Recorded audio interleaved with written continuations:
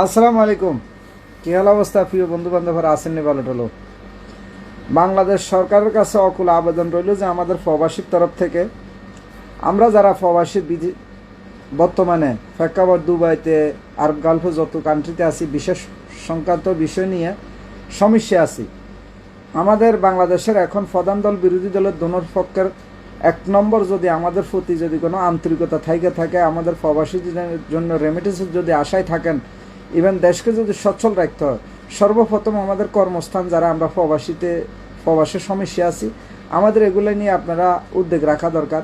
আপনারা নিজেদের মধ্যে বিভিন্ন তক্র বিতক্র না করি, প্রতিহিংসা না করি, আমাদের প্রবাসীর প্রাণের দাবি, আমরা সরকার আসলে আমাদের ভিসা খুলব, আমাদের ভিসা সংক্রান্ত বিষয়গুলোর সমস্যার সমাধান হইব।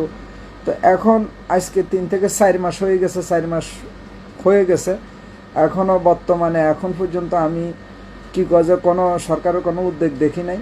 তো আমার অকুল আবেদন হলো যে আমরা প্রবাসীর তরফ থেকে আমরা চাই যে আমাদের বিদেশের বিশেষ সংক্রান্ত যে সমস্যাগুলো আছে, আমাদের এই সমস্যাগুলো সংশোধনের জন্য যেন সরকার একটু আন্তরিক হইয়া আমাদের প্রতি সহানুভূতি দেখায়।